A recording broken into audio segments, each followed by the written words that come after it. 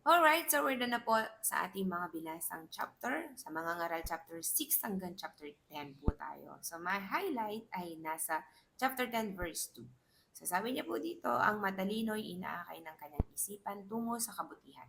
Ngunit ang mangmang ay inihila ng kanyang damdamin tungo sa kasamaan. So remember, proportional talaga ang Lord. Unang-una niya pong linagay o sa taas po yung isipan. At under po ng isipan o ng ulo natin ay yung ating damdamin. Kasama po yung ating damdamin, I mean. So, dito po makikita po natin if we acquire the wisdom, especially po wisdom na kay Lord, and we can only acquire the wisdom of God from His Word.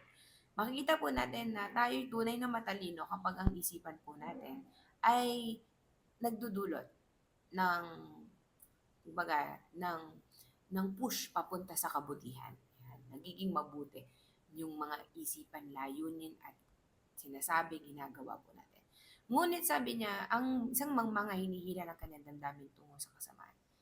So, sometimes po, we allow our emotion to do something na hindi nakakabuti.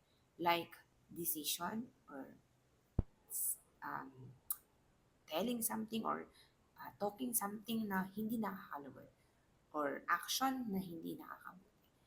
Kasi yun ang magdudulot sa atin ng kasamaan. So kapatid, remember, don't always listen to your emotion. Always have the wisdom from the Lord.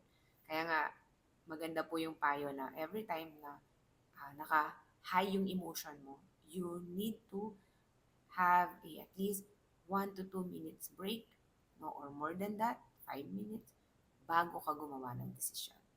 So let's have the wisdom from the Lord and from His Word. Let's continue to apply it and also meditate and read the Word of God day and night. God bless!